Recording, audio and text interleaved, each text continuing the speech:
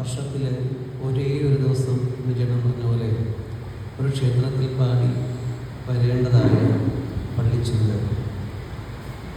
ഒരു 365 ദിവസമാണ് നമ്മളുടെ മനുഷ്യരുടെ 365 ദിവസമാണ് ദേവൻ്റെ ഒരു ദിനം എന്ന് പറയുന്നത്. ആ ഒരു ദിനത്തിൽ ഒരു രാത്രി മാത്രമേ ശയിക്കുകയുള്ളൂ.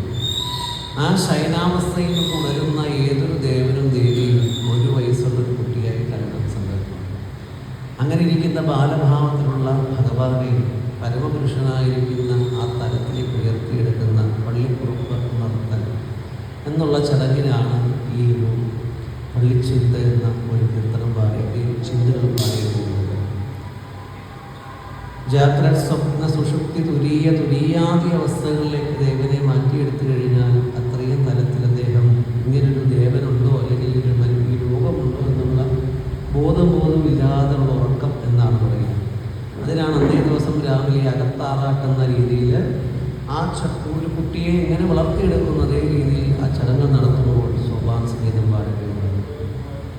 ആ ഉറക്കച്ചടവിനെ ഇല്ലാണ്ടാക്കുന്ന ചടങ്ങാണ് ആറാട്ടം. ഇനി കുളിച്ച് കഴിയുമ്പോൾ ദേശത്തിലേക്ക് ആ ചൈതന്യം മുഴുവൻ വ്യാപിക്കുകയും ഇതിനെക്കുറിച്ചൊക്കെ പറയുന്ന നല്ല സമയം വേണമെന്ന് പറയുന്നില്ല. ആ സമയത്ത് പാടി വരുന്ന ഒരു ചിന്ത കൂടെ പാടി ഒരു ചെറിയ സ്തുതികളോട് നമുക്ക് സോപാന സംഗീതം